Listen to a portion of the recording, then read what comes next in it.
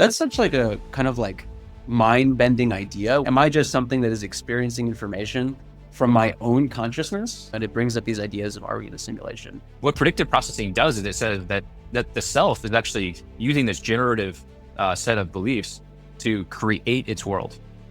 So there's no world model. There's no common world model in predictive processing. There's just the world onto the self that is being created and generated in real time. How do we come to form new beliefs? How do we know that our beliefs are true? And what are the underlying processes that enable us to actually do that effectively? To quantify subjectivity in beliefs, to then bridge the gaps of beliefs between two people or parties or models of self.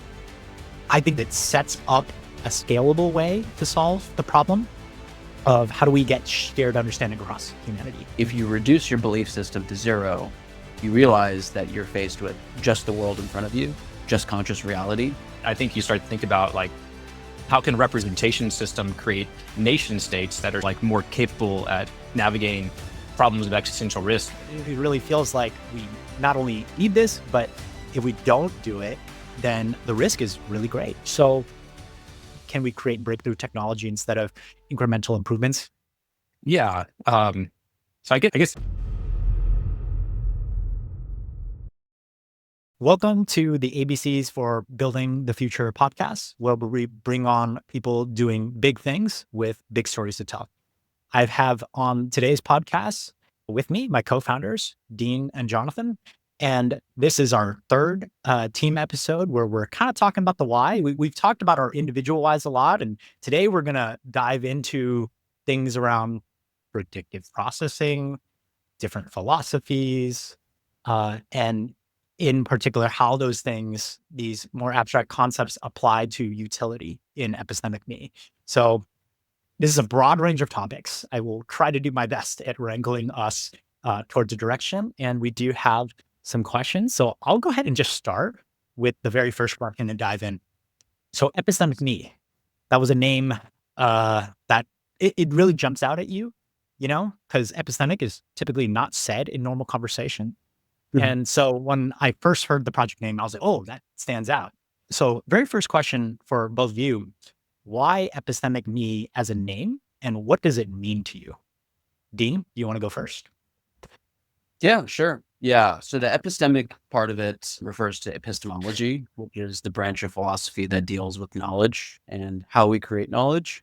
And the me part, I think, refers to the models of self that we're trying to build with the project, and put those two things together. And it's, how does epistemology help us create better models of self? So epistemology, the way I view it, and perhaps I think the way that we've kind of arrived at framing what an epistemology is some kind of process that is responsible for creating new knowledge. And the way we kind of backed into knowledge was the idea that our beliefs are ultimately the best representation of our knowledge or a self's knowledge. So how do we come to form new beliefs? How do we know that our beliefs are true?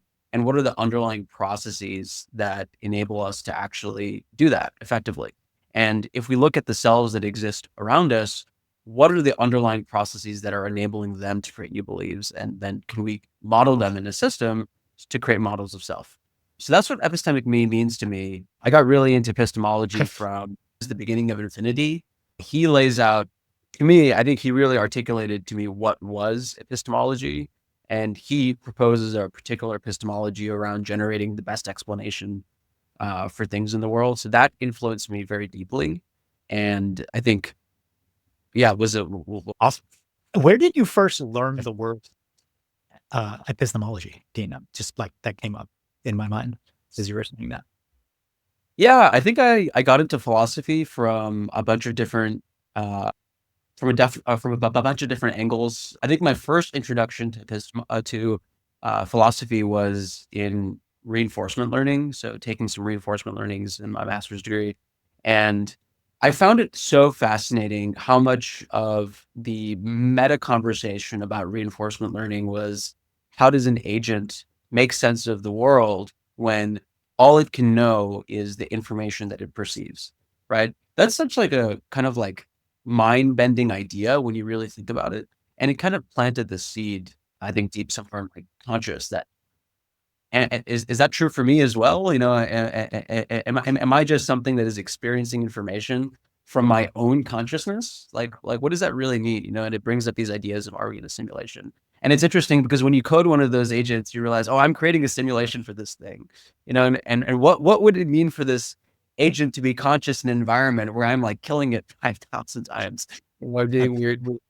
So that planted that seed, and then I got deeply into meditation a few years later, and an outcome of that was realizing or coming to grips with this idea of no self, or this idea that consciousness is the only thing. It kind of varies from different traditions, from tradition to tradition. In Buddhism, it typically centers around this idea of emptiness, whereas in some of the more Vedic traditions, they kind of reify this singular consciousness as like all there is, and in a way maybe call it God. But the idea is that we're kind of reducing all our beliefs to realize that there is one conscious entity that is producing all information. And so this idea kind of sprang alive again. And then I was super interested in figuring out, well, what did the Western philosophical tradition have to say about the same idea? And you kind of get into ideas proposed by, Hegel and particularly Kant, who has these really fascinating ideas of like the noumena, and what is the balance between the known world and the not known world. And you realize that in many ways he's saying the same things, just maybe without some of the incense. Yeah. But yeah, so there's this unifying idea I saw across many different traditions, practices, sciences. And that kind of got me interested into philosophy. And I thought that epistemology was one of these, this philosophy. It was this thing that was living and breathing and producing philosophies as a side effect. So that was kind of my path there.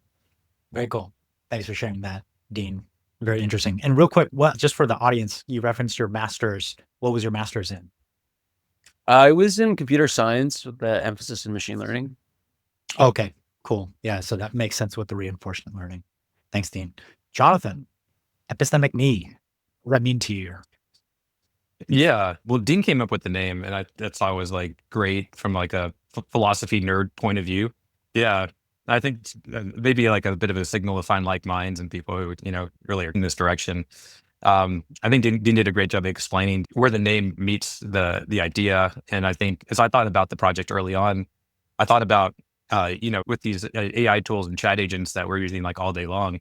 Imagine being able to like create a belief system of myself as I'm working. Every question that I ask, every sort of interaction that I have is augmenting my belief system, kind of like an artifact in Claude, that it's like creating a belief system that I'm leaving behind or able to reuse in a lot of different contexts. And so now if I've created something that I can reuse with all of the LLMs that I interact with, like I've got a model of me.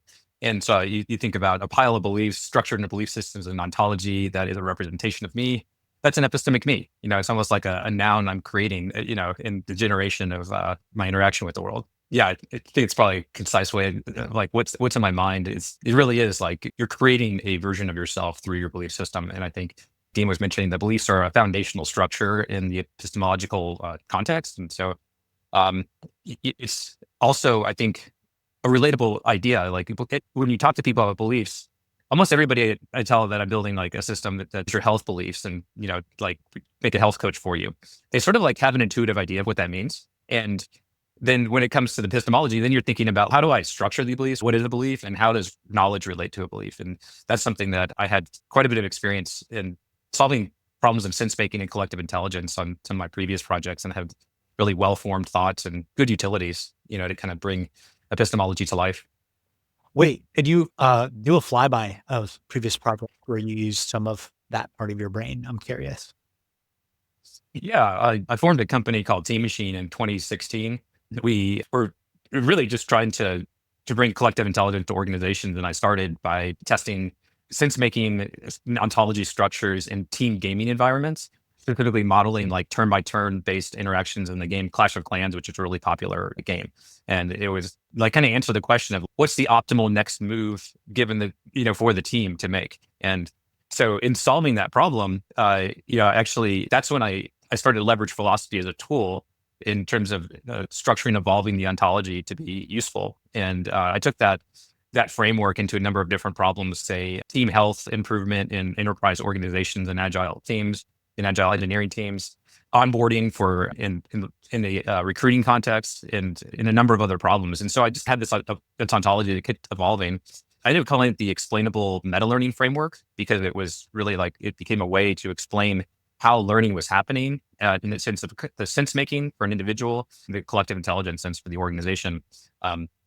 And I got a chance to like test philosophy in action in these real world cases, and that's shaped my thinking for where we are today. That's really cool.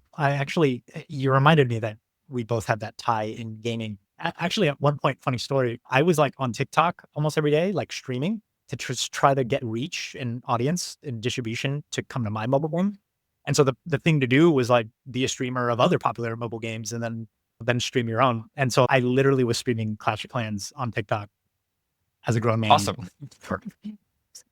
So that's hilarious that we have that connection, but it's also funny. That makes a lot of sense to try to use that environment and simulate what's the next best moves, because that's basically like how you win at the game, is trying to figure that out. So using philosophy to drive that is cool. Another thing that I find interesting, that maybe the audience would find interesting too, is kind of your vision for because you had that, me and you have talked about, culture and values in an organization affecting outcomes and productivity, et cetera. And we had spoken about a common vision of like, how can we just help people just work better together? It seems like there's a lot culture. If you break that down, it's such a hairy umbrella. Ultimately, I think culture ties to individual beliefs, and then individuals that have these belief systems, they form the collective. So if you could just like describe your vision for if Epistemic Me is successful, revisiting that organizational culture challenge of how do we work better together, enable organizations to work better together. How do you envision that happening, Jonathan?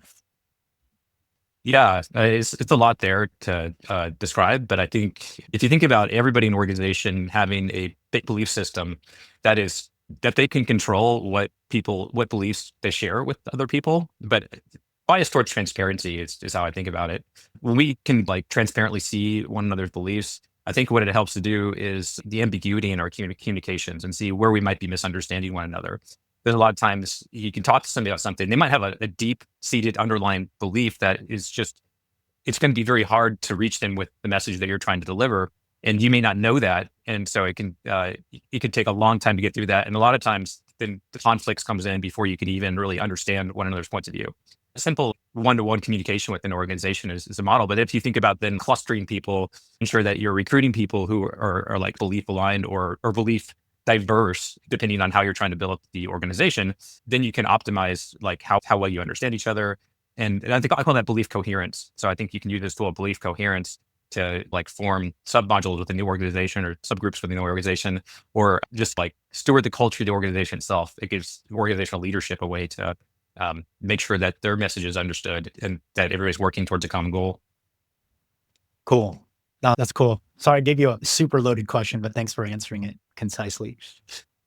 So yeah, for me, Epistemic Me, the name, what it means to me, and like why we're keeping it and stuff like that. And I suppose what I'll say is why I'm so fascinated about the problem is all human problems, I think, come down to miscommunication, gaps in understanding, lack of shared understanding. And then what you said, when you have people working together, sometimes if there are different beliefs and you're trying to reconcile them, the communication could add friction. People can get emotionally flooded. There becomes tension. And the likelihood of getting shared understanding drastically drops to like almost 0%, or maybe even -%. Like, and you don't want to work with that person anymore. So when I think about that, I'm like, all of humanity really is kind of like working together.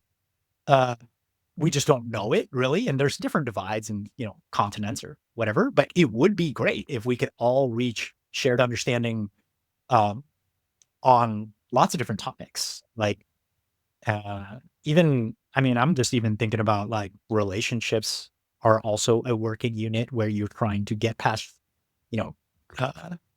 different beliefs and meet in the middle. Certainly had my fair share of experiences there. And like something like this, like if you imagine the human version, it's like a therapist trying to ask you the next best question to understand why that gap in the beliefs exists, and then how could you bridge it. And so what we're doing with Epistemic Me is awesome because why I think it's so cool is we are providing a way, and Jonathan, you said this quite beautifully the other day, I think I'm going to steal the words, to quantify subjectivity in beliefs to then bridge the gaps of beliefs between two people or parties or models of self. I think that's so cool because it sets up a scalable way to solve the problem of how do we get shared understanding across humanity. And my first exposure to philosophy was in college. And actually back then I was like, what is this shit? How's this going to make me money? In this project with both of you is actually quite fun. And diving back into some of those concepts and looking at how philosophy has evolved over time is cool. And I think from a philosophical nerd perspective as well, I think the Epistemic Me name is really cool. And then Dean, you've mentioned this, like it could be in the future, if this grows really well, this is the biggest, coolest global open source project that ties together, AI, futurism, tech, how to think, right? I think that's like, it's so cool to think about in a future where Epistemic Me, epistemic, I don't know, cells, epistemic X, Y, Z, anything. Like, I just like that when you mention that. So cool. Yeah, I think so.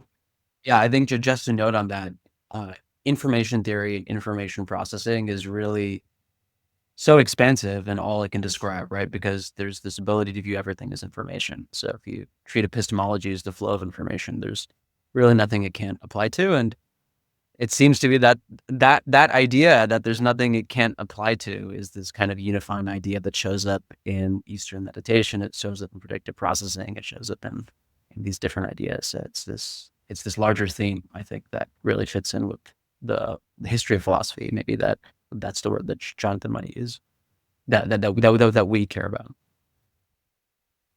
Jonathan, did you want to add to that? There are so many double clicks, even single clicks, half clicks, led to information theory. I don't know if you want to add it where we dive into one of those. Yeah, I mean, so information theory, Claude Shannon, this is actually where I started my like introspection to subjectivity. I think this is 2006, 2007. You think about there's a sender and a receiver on the channel. That's what information theory models. And how do you make sure that the recipient receives the message across the channel? And so it gives you the characteristics of information. And by the way, Claude Shannon both implemented information theory and he mapped Boolean logic onto the circuits that we had. So this guy like took George Boole's philosophy of, Boolean logic, and both gave us communication theory and, the ability to like build circuit boards, which is pretty incredible use of philosophy. What a wire. What a guy. It's really, impressive. But if you look at this problem of subjectivity and how we understand each other, I think you have to go beyond the information processing of sender receiver. You have to think, what's the semantic meaning onto the sender and receiver? And how do we know that we're understanding each other semantically? And so then that's what, you need. I think of it as like a hierarchical representation of the internal belief system of each of the sender receiver. That's where you really can picture kind of a mathematical way to extend information theory into belief systems and into semantic understanding. And it's a hard problem. It's like really something you think you first look at it and you're like, why hasn't somebody solved this semantic communication problem? This seems like really needed and necessary. And but it's just so many layers deep, modeling the self and decomposing it into useful predictive belief systems that give you a quantifiable measurement of ambiguity in a communication system. Yeah, totally. Quantifying the complex is definitely a big part of this project. Maybe it'd be worthwhile, Dean or Jonathan, one of you to explain predictive processing and, extend off the conversation we had last night, which was really rich around how can we guarantee that we will give you the next best question, for your given use case, like the one we're grounding on health. Like, how can we ask you the next best question to help you gain more information and evidence to form and evolve your belief systems? And we talked about how predictive processing is one algorithm or one way to quantify subjectivity, figure it out, and predict the next question. And I won't say I'm like a scientist and deeply know this. Jonathan, I think you know this probably more than both of us. Maybe you're equipped to like give some thoughts about predictive processing at a high level for the audience, and then we can kind of tie that into Epistemic Me and what we're doing. Yeah, there's a lot to it, and it's like a hard 101 topic. But I was introduced to it. I built this kind of theory of modeling subjectivity, and one of my advisors at Team Machine said, "Have you heard of Carl Friston?" And it turned out what he was doing with some inference and the free energy principle was like very closely aligned to the work, but more rigorous in terms of the mathematics and the statistical mechanics that he used to model. And what Carl Friston noticed when he was looking at nerve cells through MRI, he's a neuroscientist, was that the nerve cells don't wait for the environment to send a signal and then change the state of the nerve cell. Rather, the nerve cell is constantly predicting what its environment's going to be. And so this was observed at the nerve cell level. And then he worked with a number of scientists. He's got a very rich body of work extending this idea of the free energy principle. And so I forget what he calls it. They're basically sentient beings or selves, what we call selves. Anything that has like a boundary between itself and a set of internal states and the world.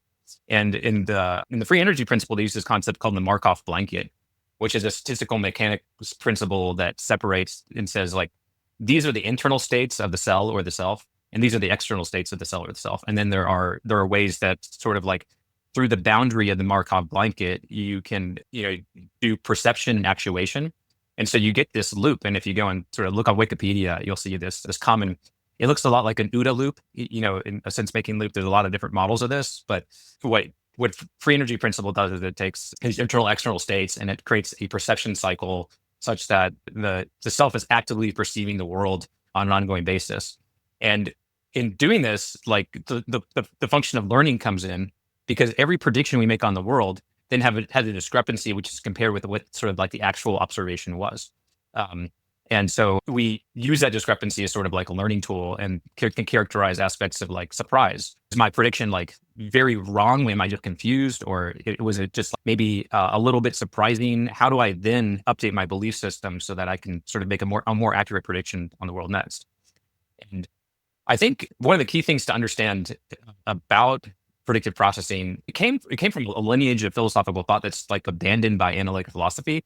It started with Kant's psychology, which is maybe considered a dismissible part of Kant's work by a lot of people in the analytic philosophy lineage. And there was a philosopher called Helmholtz in the late 1900s who like built on the work and created like a version of Kant's philosophy that had a generative aspect and then a discriminative aspect in a system.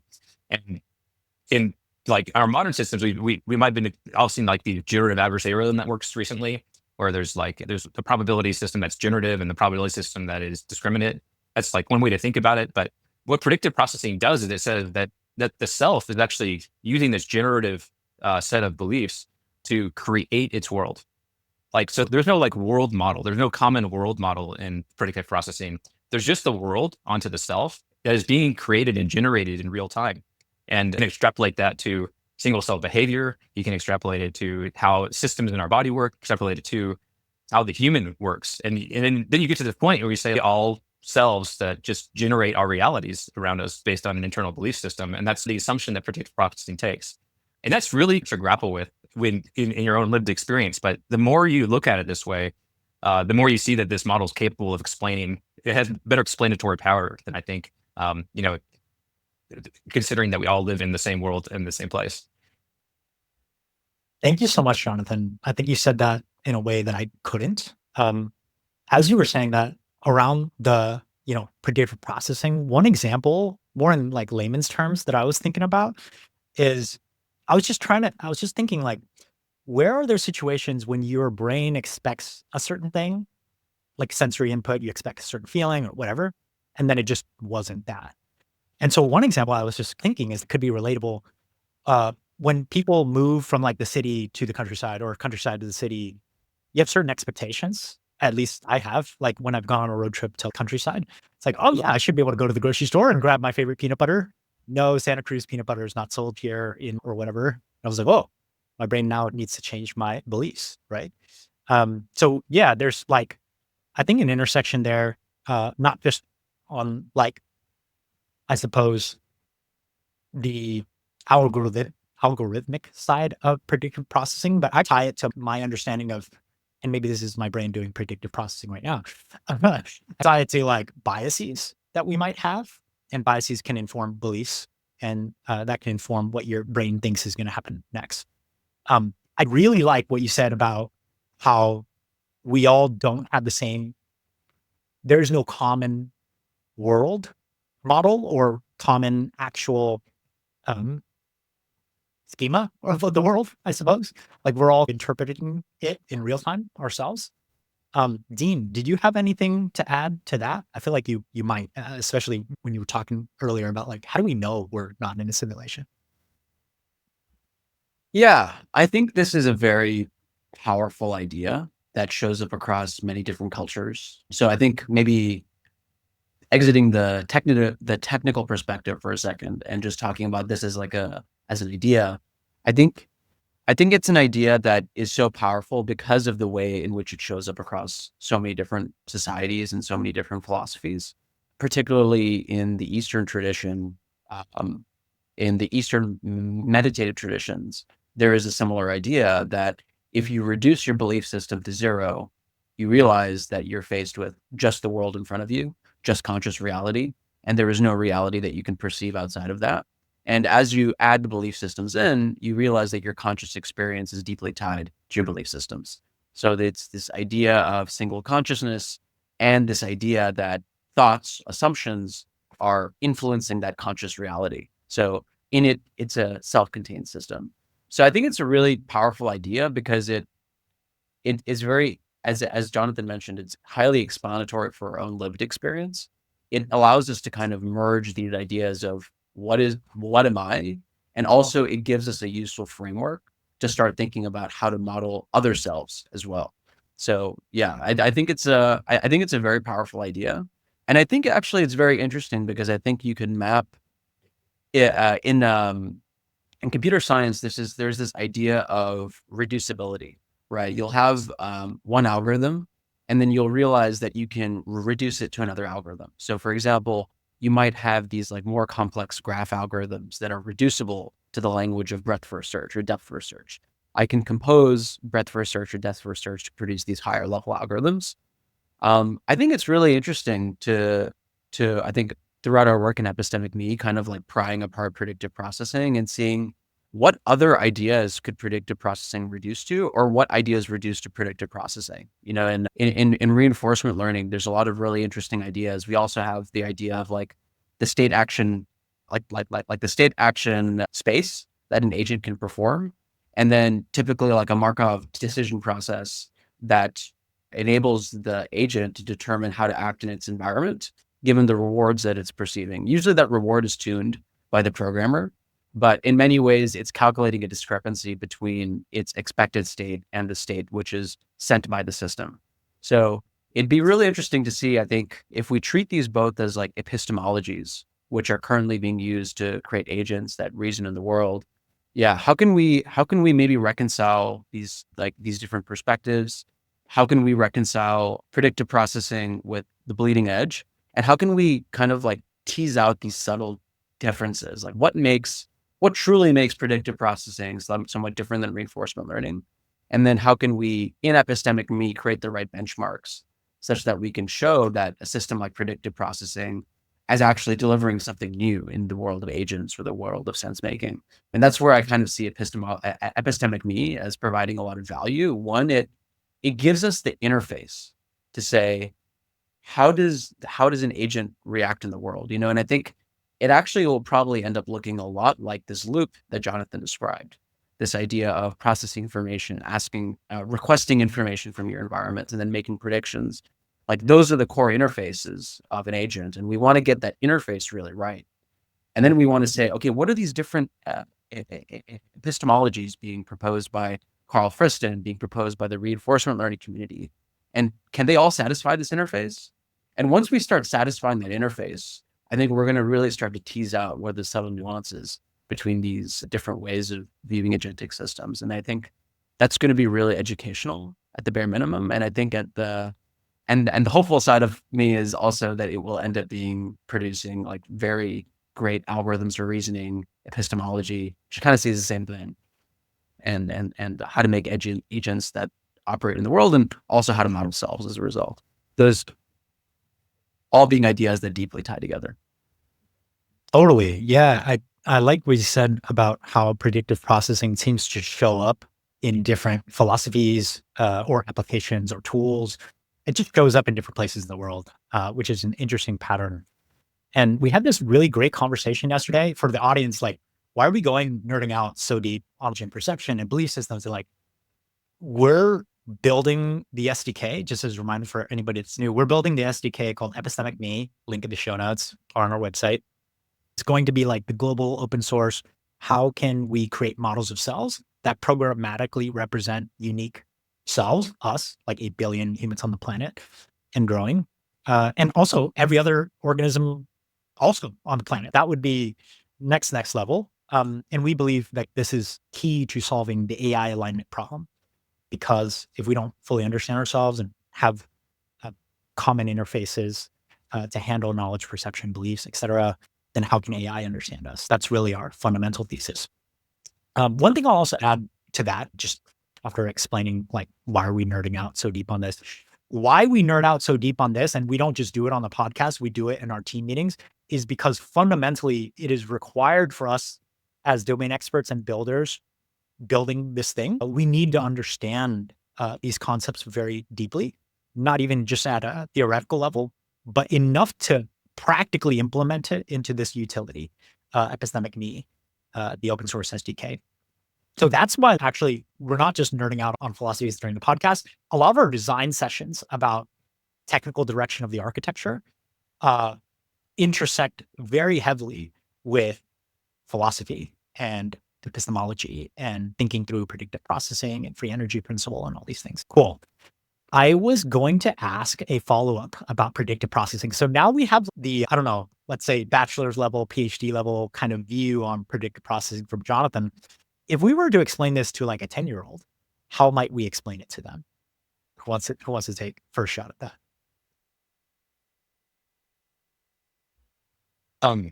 I I think maybe explaining, like, yesterday about this concept of Umwelt, and there's a great book called An Immense World, to take the perspective of a fish that is need to live its life and eat food.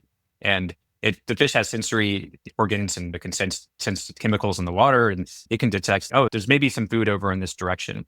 And then it's going to actuate its muscular structure in its body to move closer to that food. And I think when we think about this, we think about locomotion as like moving from point A to point B. But all that's necessary for the fish to fulfill this homeostatic need of feeding itself is that it is changing its environment. So from its point of view, it may not even know that it's moving. All it knows is that it can actuate itself and that the food is then closer. And so single cells sort of operate in the same way, where they have no concept of the world as a whole or like locomotion. And Carl Frischman sort of pointed this dynamic out, like that something as foundational as moving from point A to point B is really a human construct. But if you come back to what's the sensory environment of this organism, it has its own sort of reality. And this, so the word, there is a word for the sensory environment, or the German word called Umwelt. And I did a great book called An Immense World that kind of goes through the animal kingdom, and it talks about like different animals' sensory worlds and just how different they are from the world that we live in. And when you start to think, and you can demonstrate this with a dog who, as you take a dog on a walk, its entire world is like its social life is sniffing what's around it, right? Like it is seeing a completely different reality than we are. And I think you could talk to a 10-year-old about like, why is a dog acting like that? What is the world? Like, can we take the perspective of this dog and see like, why does it act that way? And realize that like, the subjectivity difference between different animals is just very stark. And then, that there are also, even though we have similar sensory organs as all humans, there are a lot of like, sort of Umwelt differences that are very different, from the way that we grow up in our cultural context, and even the way that we perceive things as simple as color can be different between individuals. I love that example of the fish and the dog, especially for explaining it to a child, to basically be like, hey, this dog has their own world, right? And it's not like your world. I think that is a very simple example. It's, dude, do you want to eat dog treats, kid? No, but look at this dog. We'd love to go ham on dog treats. Like, why is there that difference? Like, cool. I know, I love that. That actually simplifies the concept quite a bit. Thank you, Jonathan. Dean, did you have anything to add to that particular thing? I do have a next thing that you might. Yeah, I feel like I might start even younger. You know, Okay. the you'll often find with babies that they don't have this idea of object permanence when they're born. It's something that they're taught. So you'll often see like parents playing with their children where they'll like hold a ball up in front of them and they'll put it behind their head. And then they'll move it out of the baby's field of view. And the baby, like, they'll be so surprised when the ball comes back into their their perception because they don't have that idea that the object exists outside of their immediate field of view. This idea of permanence when they're not consciously perceiving something is a belief system that is inherently taught to them as a result of them interacting with the world because it's a very useful belief system, right? If you didn't think that things continue to exist when you're not perceiving them, you wouldn't actually fare very well in the world, right? You'd probably like fall or, get eaten by a tiger if you're thinking about the Harari view of the world, right? So this idea of object permanence is something that's taught to children. And I think like it'd be interesting to see if it's something that could be untaught to a child, right? This idea that it's your underlying beliefs that is actually causing this thing for you to think that this thing exists outside of your own conscious experience. And I think actually Jonathan brought up the color question. That is really, I remember having that conversation when I was a kid, even like on the playground. I was like, is your version of green the same as my version of green? And we all know that's actually not true, right? Some people are colorblind, but like, is everyone around the world just seeing different, versions of the color green? And just asking that simple question is so profound because it forces you to think about what is conscious experience and is conscious experience generating to generate it differently for you. And that next question might lead to like, am I the only conscious existence that is there? Right. That's like, Is everybody else an NPC? yeah. That's one logical conclusion for sure. Yeah. Yeah. There's a few ways we can go about this. Like we could double click more into like why we're placing a bet on predictive processing and tying that to Epistemic Me and some of our plans to figure out a benchmark. Or we can go into, I was thinking about Epistemic Me with Jonathan a few months ago. And I always go to, in my entrepreneurship career anyway, and launching products and stuff, I always go to Peter Thiel's book, 0 to 1. I think no matter what you think of the guy, like he has good thoughts and he has these 7 questions. And Jonathan and I went through them. And I was like, because the question with any venture is like, why now? Like, how are we saving the world now? And so there's a bunch of questions he has. We could go through some of those because I think it does frame really well, like, why are we going after this and why is it the right time? And why should people give a shit about a philosophical toolkit for belief systems? Like, well, what do you guys think? What direction do you want to go here? Yeah, that sounds fun. Sounds good. Yeah. Yeah. I had a thought that's pretty concrete to wrap up the individual the subjectivity world. I'll just share it. I think it's a quick thing. Please. When Dean was mentioning reinforcement learning, and I think a lot of us would play with the OpenAI AI gym, which had this reinforcement learning frozen lake example. And the basic idea is it's a 2x2 board, and you're navigating this actor through a frozen lake, and then they need to avoid where the holes are so that they don't fall in the lake and die. And in that example, you're taking the data, which is this 2D map, and you're like running over and over again to train the system to learn how to navigate the frozen lake. What the system doesn't model is, just like we talked about the fish and the dog or the child on the playground, what is their individual point of view? And that actor on the frozen lake has their own sensory experience, which all living things do. That's information we can use to solve this problem. And so that is rolled into sort of like the why now. But if you start modeling that as a sensory agent that has sensory information, that has belief systems, and you combine that with the world model that the agent also has about the frozen lake, then it gives you complementary information to feed into the learning algorithm. And that's how you would augment the reinforcement learning approach through this belief system. I think that's a great example. Like, In summary, the way I think about that particular problem to solve it, it's like, what is the data available, right? And there's multiple ways to look at what data is available. And that is a treasure trove of important data is that agent's sensory information and tying that to their belief systems to create a function to route them the right way.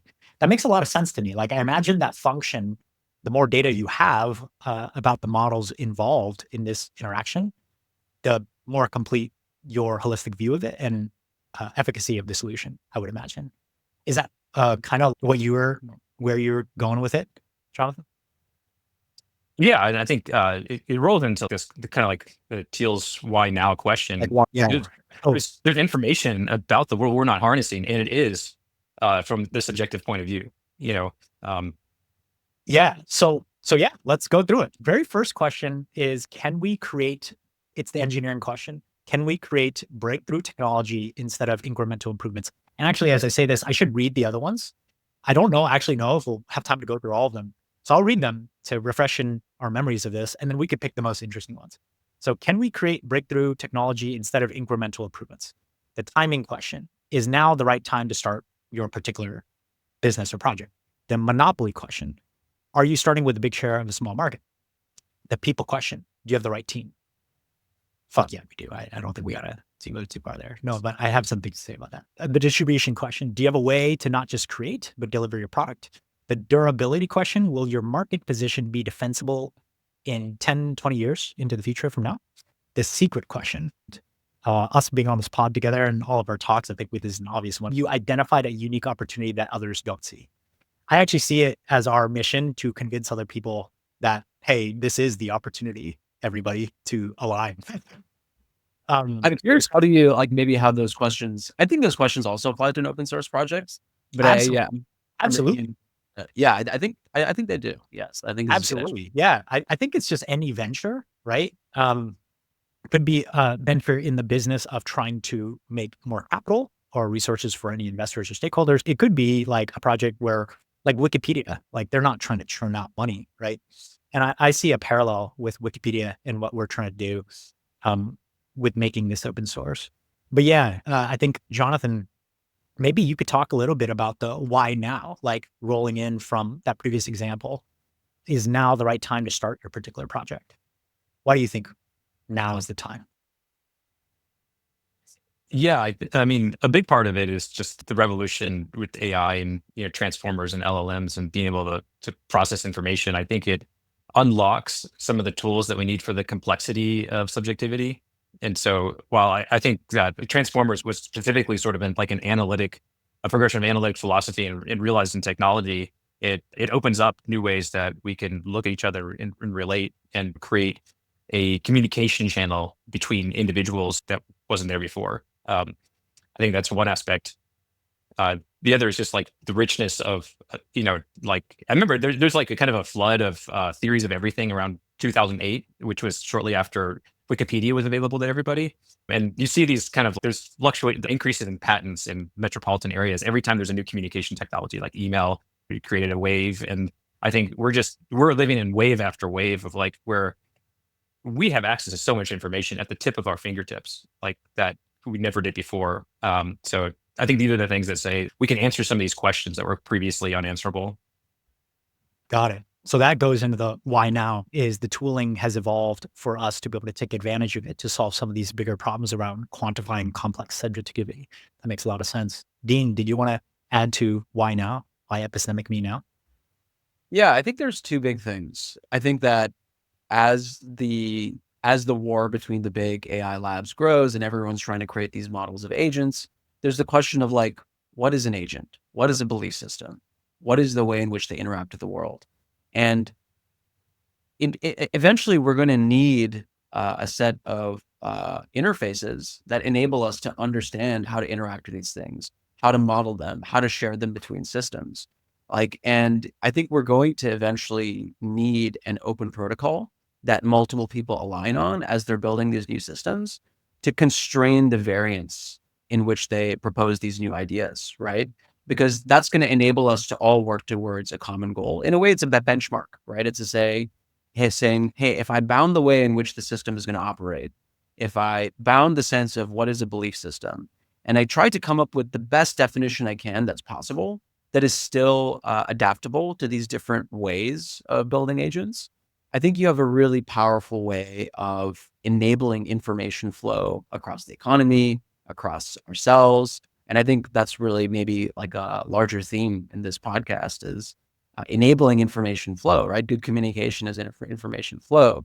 If information is flowing in an organization, people are communicating well, and oftentimes belief systems get in the way of good communication. So coming back to this idea of interfaces, I think getting the interface right is often, it's so simple, but it's so important in enabling everyone else to start to get information to flow effectively. And I think that if we're building agents, we want them to all operate in the same world. And I think that's why Epistemic Me can be very powerful in getting the right set of interfaces or protocol together. And then the second reason is our ability to just process information has grown dramatically as a result of even what ChatGPT is shipping. I was demoing it with my family over the holidays, and it just blows my mind the kind of information processing that is available to me. I'm able to just take a video of my surroundings and say, turn this into JSON. And you have this system that's now decoding external information into JSON. It's like a live transcriptor. It can decode all these different types of information it perceives into structured data. And I think going back to what Jonathan was talking about with the old versions of reinforcement learning that you saw with OpenAI Gym, they were just so simplified because your ability to actually model the world's information was fundamentally limited, right? And you had to kind of impose some kind of discrete structure to organize even simple systems like operating in a frozen lake or the balancing of the pole. Self-organizing system that can take in this deluge of information, structure it effectively, create that state system, and then go out and act in the world through a set defined interface. I think it's a really powerful idea, and I personally think it all starts with the interface and getting that interface really right. As you say interface, because we were talking about APIs yesterday, I, I was just kind of thinking there's going to be a Robert API, a Deen API, a Jonathan API, and we're just basically talking to each other through our model of self. Actually, a funny thing for the pod audience, last night we had a pretty deep debate about the whole, where should we go with our technical architecture? And I thought I heavily disagreed with something about, I forget what it was even. And then Jonathan was like, well, what about this? And then I thought about it more. I said some things and I was like, oh wait, we're basically saying the same things with different words. And we spent 40 minutes. We spent 40 minutes on it. And then Jonathan had this question that triggered my brain the right way. And it was like, oh wait, no, we're aligned. Cool. I mean, but that's the story of everybody's life, right? There's a bridge, there's a gap in shared understanding. You build the bridge. And Deen, what I'm hearing from you is why now is there's so much information at our fingertips. There's a need for a better information flow in the system of the world to optimize for, you didn't say this part, but I think just optimizing for some of what Jonathan said, like information exchange, getting shared understanding, and hopefully humanity is united. Yeah. And then the other part you said is an interface is going to be really needed for the type of data that we're talking about. Right. And I think the most simple interface possible, right? Because you imagine you could build an agent interface that has a separate method for dealing with objects or dealing with people, dealing with environments. That's just so much information to try and get a hold of. But if we can come up with the most simple interface possible, something that's really beautiful, really elegant, that describes what it means to model a self and how it interacts in the environment, I think we're going to enable everyone else to start to build their versions of what a self is and help them sense of how that would work in the world. Yeah. We'll be like the de facto open source personalization layer around the AI alignment problem. I think it's going to be cool. It'll be cool to listen back to this podcast in 10 years or something and see us revisiting our beliefs around this. And we'll probably see those evolve. Yeah. I'll answer the question myself. Why now? I think so plus one to everything my co-founders, Deen and Jonathan, have said around the tooling is there, the need is there from information exchange point of view. One thing I'll add is just like the AI alignment problem. I can't emphasize enough how from from the viewpoint of let's start with knowledge and let's start with perception and let's start with belief systems. Let's start with epistemology, like the building blocks of how we perceive the world and stuff.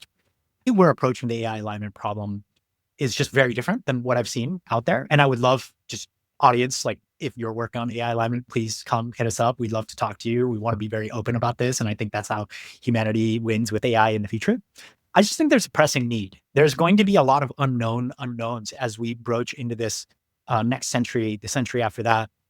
And I think the time is right because there's a lot of existential risk, right? And I think it's waking up more people that, oh, wait, this thing's going to take my job like in 30 days. Again, there's like this fear, right? And there's fears of, oh, our robot's going to kill us? Are we going Terminator? Like there's a lot of uncertainty, a lot of unknowns, a lot of fear.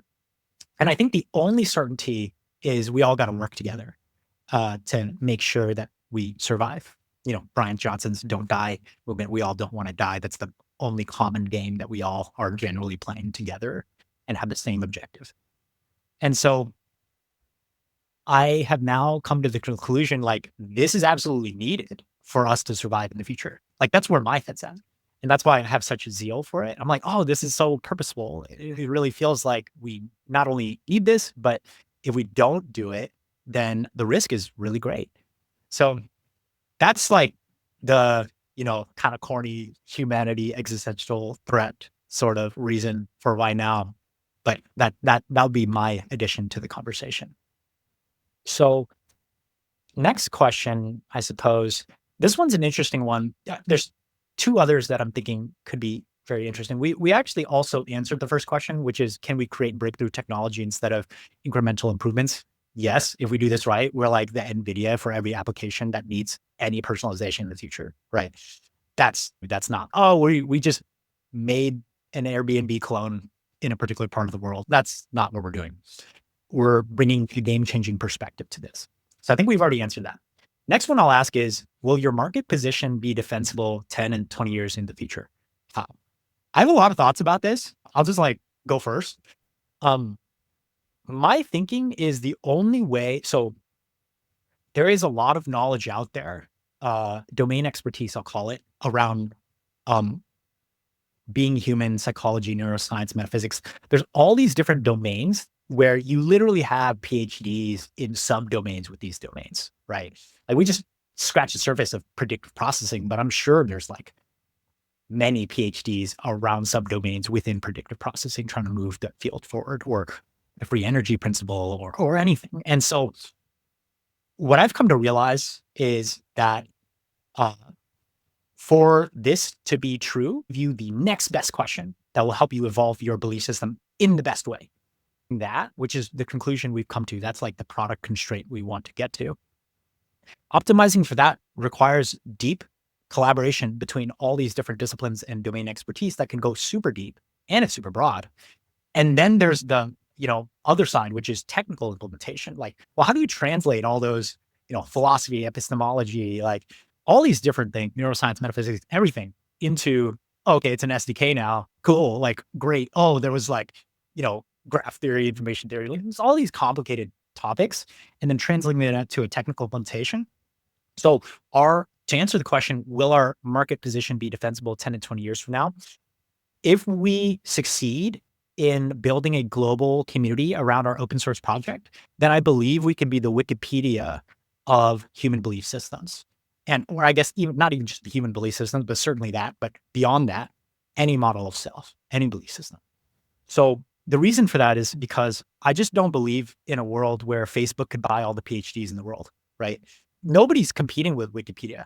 Nobody, you can't compete with that because it is a contribution across the globe kind of thing.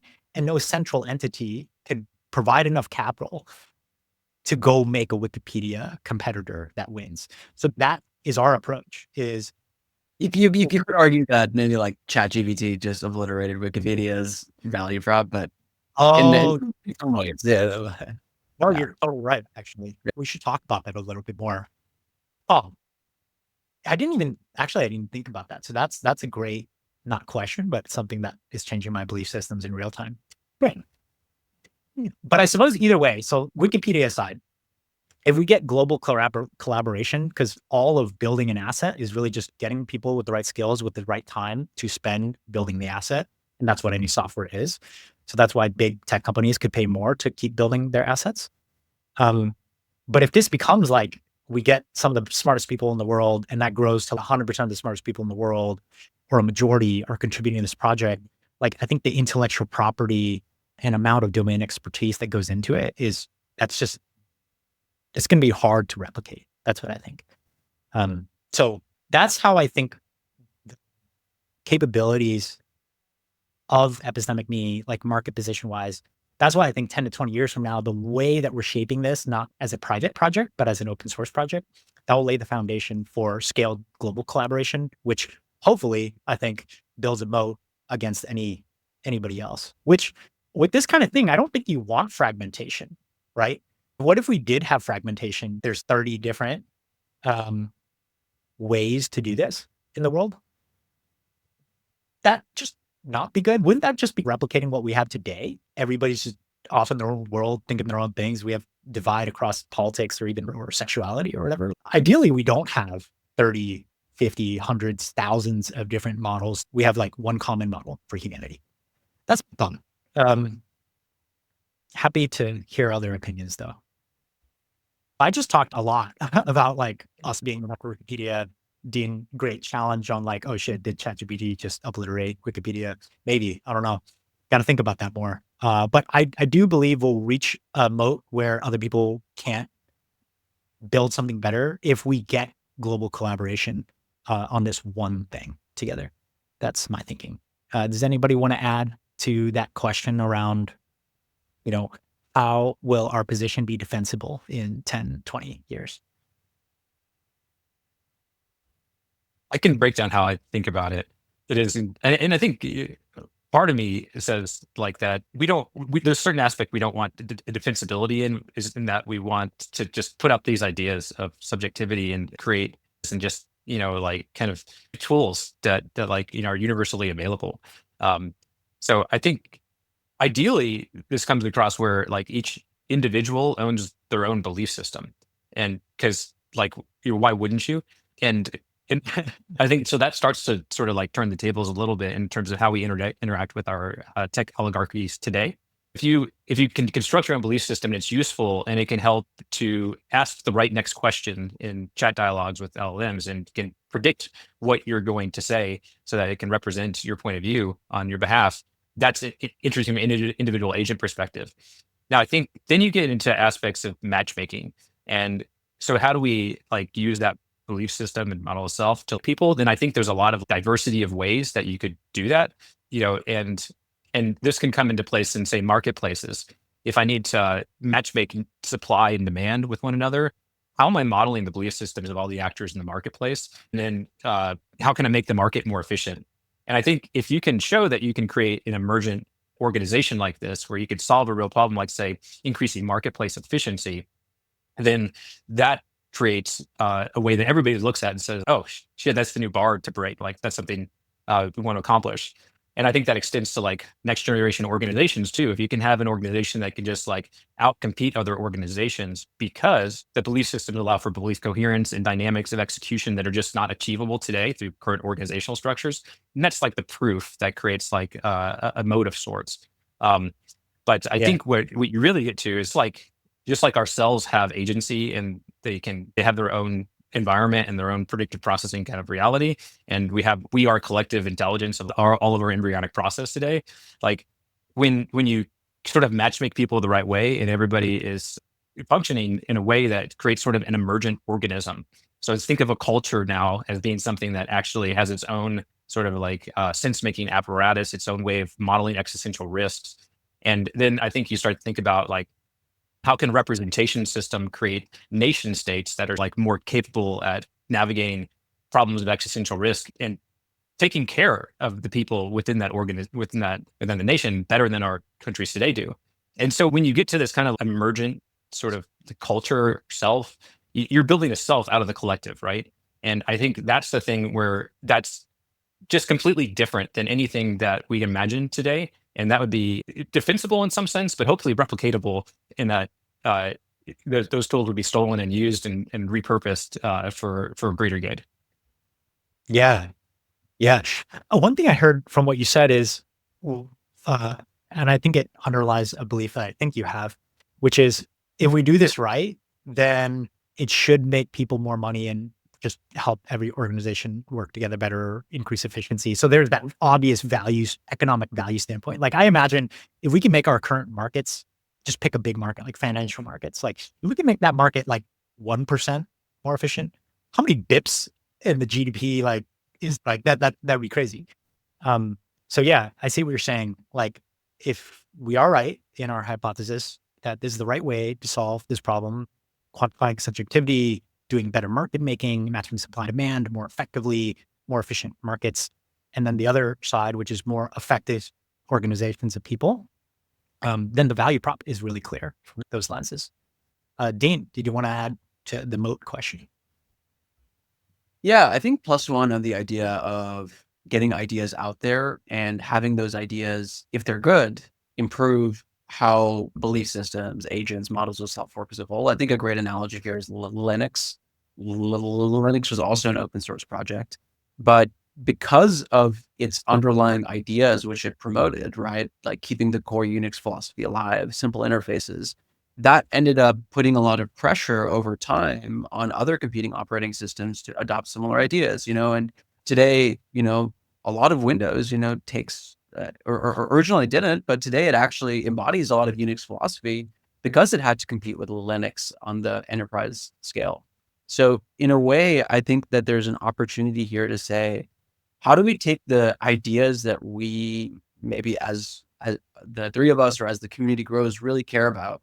So like some ideas that I care about are how do we create models of self that are not abused and that ultimately for who the individual models can be used safely and in a well-permissioned way. That's kind of an interface problem, right? And if you design the interface in a way such that you enable that auditability, that those data controls, you provide this alternative in the marketplace that is going to put pressure on everyone else to adopt the same ideas in their interfaces as well. Some of these other ideas are really powerful as well. The idea that cells, the same data structure or interface used to represent you as a self can now model this collective self. And this idea of how do cells talk to each other? How do cells that are like organizational or government entities talk to their individual cells? What does that interface look like between the two cells? If you get that really right, you get that really simple by OpenAI or Google also start to adopt these interfaces, and maybe they'll even choose to work with us on a shared protocol. And I think that's a way to like evangelize your ideas by getting really good implementations out there that other people will want to copy. And I think that's the real value in open source projects oftentimes. That makes a lot of sense. As you say that, I can't help but think about our conversation about philosophy and the evolution of philosophy just being other thinkers building up somebody else's thoughts that they had centuries ago. And I love the example with Linux. I think all these things kind of run in parallel. Like the thinking is we ship something, if it's valuable enough and people think it's value, like the market, the world thinks it's valuable, like Linux, eventually over time, um, it'll be used more, which is a great measure of success and value delivered to humanity. And also like other players might adopt it or sponsor it or work with us. Um, as the value of a common data structure, simple interfaces, et cetera, like these principles, I think, yeah, that would transcend. Um, yeah, as I say that, like it kind of goes back to our architectural principles, I suppose, like that we've been kind of forming in conversations. So I'll give a quick plug for the community that cares about contributing to this, whether you want to build and like contribute code, get on calls with us to talk through some of these concepts and how we might integrate minded that want to build this thing. And I think I'd love to, I actually never deep dived into the history of Linux. Was there like an original OG community that like really drove the principles that are now still reflective today in the realized like value prop of Linux? I think if you want to understand, yeah, I mean, there's how much of Linux, when you talk about core principles, is the Unix philosophy of Linux. And to really understand Unix, you have to go back to like Bell Labs and think it's like Kent and like all those guys who created the initial operating system. And then, but Linux is definitely very opinionated. It's very opinionated in terms of kind of, well, directly led by Linus Torvalds. And he provides a lot of really strong guidance on how to add things like adapters to the system. I think I'm using the wrong term here, but like, how you write an adapter for an operating system to work with, let's say, a mouse, like a driver. Like there's a lot of opinions over how you add drivers to the system, how you get the operating system to work with inputs and outputs. In many ways, that's kind of like a self model or an agent that needs to do actions. Like, how do you write these drivers or these plugins to get it to work with the system, the world, or how do you get it to write? How do you come up with the right internal interfaces for beliefs, and how do you get it to plug into epistemologies the right way? In many ways, it takes on that similar philosophy of like the right internal interfaces and the right internal composition. I'm not super well articulated on how Linux runs as an organization or what you would versus is, but it's definitely there. Yeah. Yeah, that'll be an action I take, is just like see how they do it, because obviously they built something robust in terms of collaboration and a product over time. So cool. Okay, so question from the 0 to 1 book, Peter Thiel, is, have you identified a unique opportunity that others don't see? I feel like we have covered that a good amount. So I just want to check in. Are there stones left unturned that y'all want to bring up around that problem or that question? Unique opportunity that others don't see. I think this idea of what the self is and how, and I think Jonathan alludes to all these ideas that, the self is this, it's not just you and me. It's this like hierarchical, like emergent phenomenon to describe these systems that process information in a certain way. So you could describe cells as cells. You could describe yourself as a self. You can describe collective governments that are organizations of selves also as a self. That idea is actually really, really powerful. And if it can show up in a meaningful way in the interface, I think that's a unique perspective, especially if it's informed by philosophy. Yeah, definitely a unique perspective. Jonathan, do you want to add anything to that? Yeah, I think we talked a bit about like, how can we bring more useful data into these AI systems? And I think like, the Schopenhauer quote, genius sees the target that nobody else can see. And I think when you start to decompose the self and model the self, you just start looking at the world in ways that create new data sets that you might not have conceptualized earlier. I think, one way you can think about that is just like, how do we kind of break down the self in terms of all the hierarchies, and say like one experiment that I did was to say, what are all the frequency domain responses that the nervous system takes to interact with the world? And there's a really interesting picture that paints, and it's not something I had been introduced to like in psychology models that have collected data or are seen in papers, but like this idea that it takes about 700 milliseconds for us to like cognitively think in communication. Our emotional responses can be at 300 to 500 milliseconds. Our reflexes in our nervous system can be as short as 10 milliseconds. And there's like this really interesting thing that happens, like your nervous system, if you hear a loud gunshot next to you, if I'm in the middle of a conversation, it's going to shortcut this cognitive sense-making loop that I have, and it's going to go right to this fight or flight response, which is going to happen at maybe 80 to 100 milliseconds. And it's invoke my startle reflexes, and my body's going to turn towards the sound. And, there's data sets and all of that information. So if you break the human response down to these frequency domains, it's one just way of conceptualizing self and collecting data around all these interactions. And that's just one example. I think you can also say, we know that all living animals have ancestors, right? What does it mean that we know who my parents are? What does it mean that I know who my ancestors are? What does it mean that I know that I evolved from this particular tree of life and that had to endure these certain environmental conditions and learn and pass this on through natural selection? That's all information that hardly any science uses right now. And it is fed into models of self, and it's all out there. I have other examples, but I think there are just a couple that kind of give you an idea of like how we can like new data by just deconstructing the self in new ways. Yeah. I wanted to complete the quote because it's such a great fucking quote. talent hits a target no one else can hit. Genius hits a target no one else can see. I love that quote. Schopenhauer. Yeah, Schopenhauer. I think so. Leveling back up to the secret question, I think we definitely are looking at this with a very different perspective. And like I said, it takes a lot of understanding all these different multidisciplinary domains and fields of expertise at a good enough level to actually get to product design, technical implementation of the SDK and APIs. Um, so I definitely love that quote. That might embody our team, actually. We'll see. We're creating the future as our culture evolves. Deen, did you want to add to secret question? Oh, what was the prompt? Secret Oh, yeah. question? It is the secret question, Dean. No. Have you identified a unique opportunity that others don't see?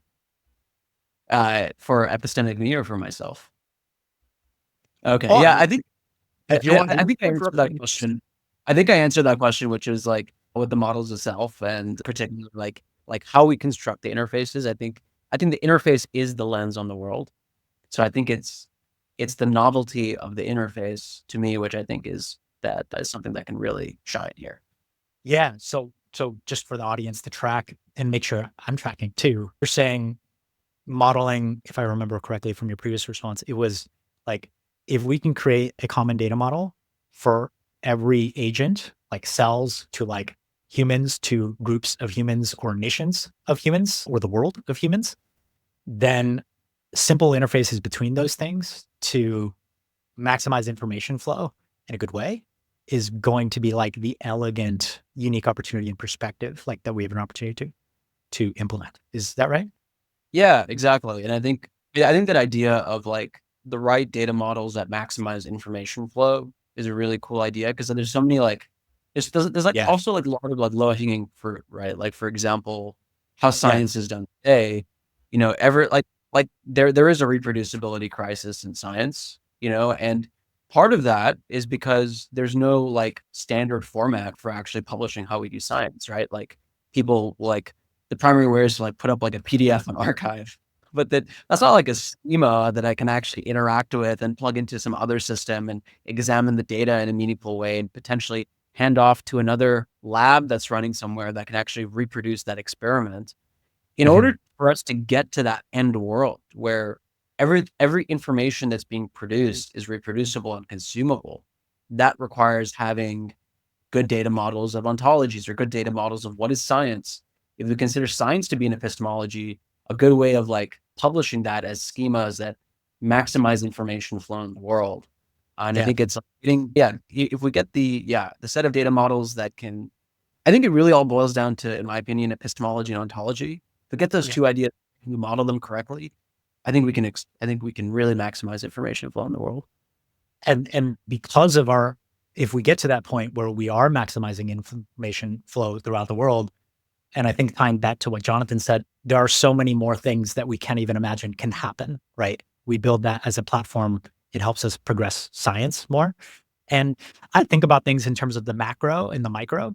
So at a macro level, I think this is, we save humanity, AI alignment, cool, we solve that. And maybe so many other things, like maybe we could accelerate research in science in different domains like health or longevity. Or on the micro level, it's, I wonder if I could just like build a little therapist coach or whatever, a relationship coach on top of Epistemic Me that is at an efficacy where it could be like, here, let me talk to you and your partner and figure out the next best question to ask to bridge gaps in misunderstandings. Yeah. Micro level, I think that type of thing would be cool. And then the thing that Jonathan is building is a prototype. Quick plug, where Jonathan is building a reference app. Hopefully, we'll have it available for demo. If you want to sign up for the beta, hit us up. Like, let us know. Definitely happy to get users on board. But a tool that helps you, just like a chat interface like Claude or ChatGPT, to get a bunch of information from you, to extract your belief systems and mirror your belief systems back to you so that you could start picking apart, okay, I'm thinking that way. And then we'll ask you like the next best question and evolve that belief system in front of your eyes. So like we want to create a simple chat interface to kind of help you do that. And I kind of think of that as journaling almost. like instead of me Googling journaling prompts, it's, can this thing just predict what the next best thing is for me to think about so I could self-actualize? So cool. So we're building that. If you're interested, let us know.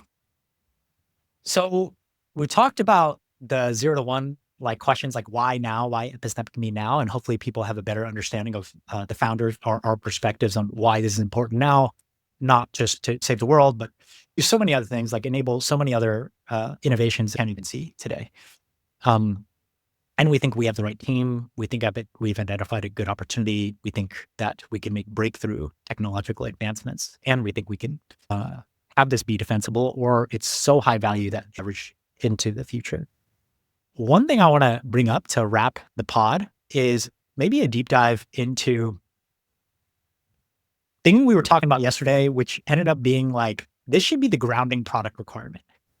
It is the idea that our benchmark should be, what is the next absolute best question that you can get that we predict will help you evolve your model of self in the most optimal way.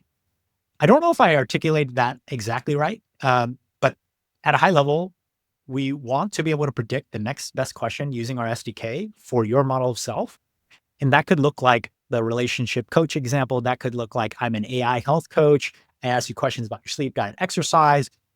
Maybe it comes down to, you think that you only need 3 hours of sleep a night. The AI health coach, based on all the research it knows, is like, maybe I should ask you about that. So that's what we mean by next best question to provide value to the user. So there's some things to consider about this, like what makes a question the best, and then how do we ensure that? That's where my mind is going. Do one of you want to add your thoughts on that? We were kind of talking about this last night, so we're cheating a little bit. But. Yeah, that is a very philosophical question, I think. What is the question? What is the best question? I think there's certain ways in which we can ground the problem. I think both you or I mentioned in the past this paper from Google that had done this experiment of like, how can it train a model of self, and then look to see, does it actually answer the questions maybe in the way in which a user might answer a question that's predictive of creating a good model of self? Can you reverse engineer something like that and create a benchmark for producing good questions? Perhaps. I think there's also a more philosophical view, one that kind of reinforcement learning has tried to answer in terms of like, how do you produce maximum long-term rewards, right? There's a lot of questions you can ask that can lead to like short-term minimums or like local maximums, or like, I can make you feel good in the moment, right? Like, for example, if I'm your therapist, I could juice you up and tell you that, you're the greatest person in the world and you're going to conquer everything. But if I don't actually debug the belief system that is, really getting in your way, it's not going to produce long-term value for you, right? So the next best question, it may often intuitively be the question that gets rid of a limiting belief, which requires understanding what your beliefs are in the first place, right? So it must first understand your beliefs, and it must understand the algorithm towards improving your beliefs. So in that way, I think you can view the next best question. Yeah, there's a couple of components there: long-term rewards, requiring an understanding of beliefs, then understanding what do we want to do with your belief system. And I think that idea of what do we want to do with your belief system, in a way, is somewhat subjective, which is why I think Epistemic Me might need to create room for having these like pluggable subjectivities. We had called them dialectical strategies, where you could take a philosophy or a religion, encode that into a belief system, and have that be the guiding, like a guide within the epistemology when operating in a belief system. So yeah, that sense of like, what is best for a belief system, I think ultimately will end up needing to be subjective in the short term. But as we operate at scale, we may start to create some of our own hypotheses over what is objective goodness when it comes to improving belief systems. And then that's where future epistemologies might evolve. I love the quote. I feel like this podcast, even in like episode 3, is producing so many quotable things that I could put on a t-shirt that would be dank. For example, we said debug the belief system. Like, holy shit, who is it? How has it ever been said in the history of humanity? We hadn't programmatically created belief systems. So now we could say these things. Yeah. I would love that. I would put that on a shirt. That'd be sick. That's basically Yeah. what therapists. I think where that idea came from, I think it comes from the time spent in meditation and around meditation communities. You could argue that, yeah, there's certain meditation techniques that focus on like concentration or transcendental states, but many people would argue it's just debugging your own belief systems. Many people that have done programming and attend meditation sessions. Yeah, which often overlap quite a bit. I love it. And then, so I got one quote from you, and now I have the other one from Jonathan. I've been imagining this. Are you an NPC shirt? Like in my head. We're gonna have to create these at some point. We're making memes already. This is great. Did you want to add to the whole concept of how do we determine best next question philosophically, and then also like technically some of your thoughts about that intersecting with epistemic me? Yeah. So I guess generally, I think that the next best question is what's going to optimize learning in the system. It's going to make the belief system more representative of the user's actual beliefs and more predictive of the things that they want to do in the world. I think if you think about this concretely, if we have a trained belief system that's an AI health coach, and you wake up in the morning and it gives you a plan for the day that's consistent with your beliefs around diet, sleep, and exercise. Now, you can have really nuanced beliefs around diet, sleep, and exercise. For instance, if you're extracting my belief system, you might get to the point where a great day for me is to optimize metabolic health, and over a long-term optimization, I want like healthy mitochondria and I want great energy through the day. And I have this kind of religion of my cells that I want my cells to be metabolically optimal for all the different types of energy sources they could process, this kind of thing, right? So that creates sort of an axiology about like what is a good outcome for a trained learning system. Now we back that up, and now like let's say the system is just getting to know me, like what questions should it ask, right? And I think it's going to have some topics to explore like diet, sleep, and exercise, and just have some notion of like, have I completely gathered some ambiguous belief statements from this user that we can then start to evidence, right? And then I think there's minimized returns at some point where you've asked enough questions, you've got enough like baseline sort of belief statements where we need to start evidencing these beliefs. And I'm gonna start asking questions to evidence beliefs. And then I need to know which question to ask of like which belief to evidence is going to optimize learning next, right? And so on until you get to a place where the belief system is predictive. And that's where like you get to this point where we really want to be able to predict what's the answer that the user would give to the question. And that defines like what optimal learning is. So each of these stages, you have like this epistemology to navigate with its own sort of like manifold structure that creates, say, there's gaps in knowledge right here that we need to fill in. And one construct I was mentioning yesterday, and I think is just useful, is this idea of epistemic emotions. Epistemic emotions are things like surprise, curiosity, confusion. And when the system asks a question and guesses how the answer will be answered by the user, is actually answered, then we have a discrepancy compare.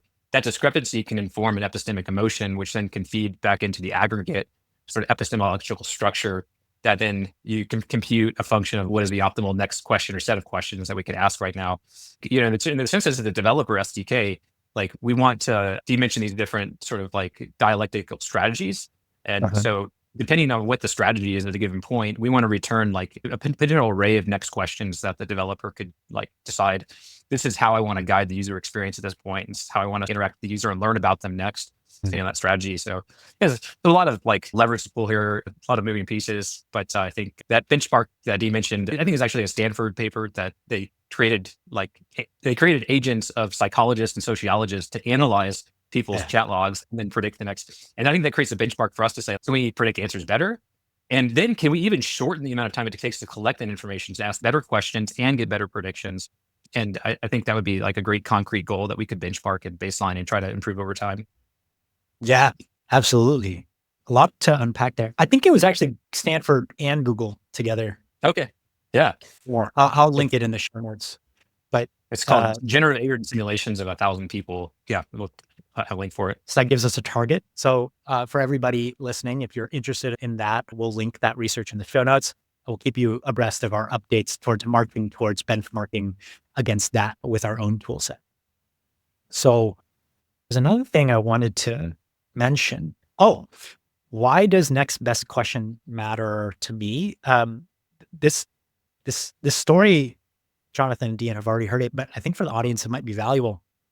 So 4 years ago or so, I was on a road trip to, I was in Vegas and I was planning to go all the way to Colorado. This was at the start of or halfway through the pandemic, where my employer was telling me, hey, we're not going to require anybody to come back to office for a year. And I was like, all right, hey, I'm just going to go rock climbing on the road for 6 months or whatever. That sounds great.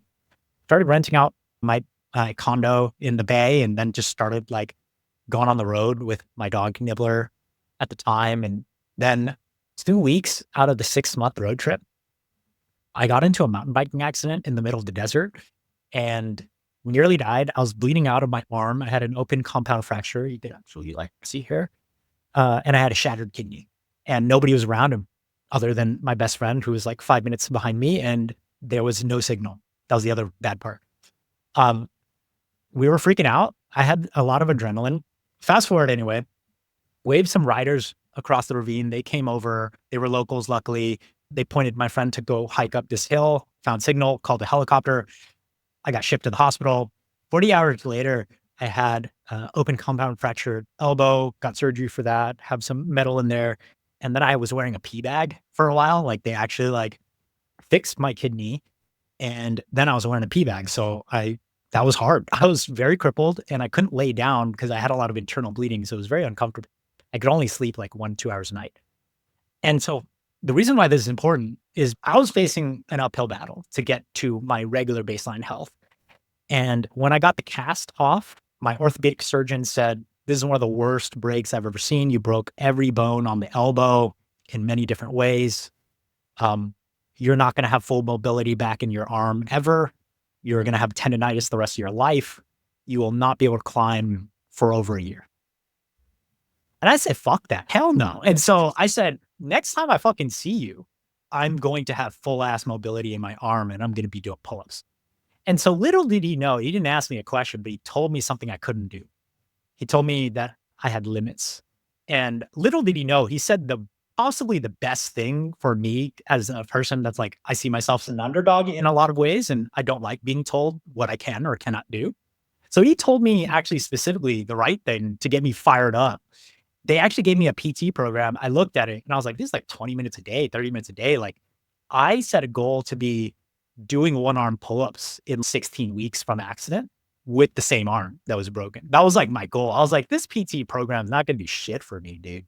So what did I do based on what he said to me and my fire to prove him wrong?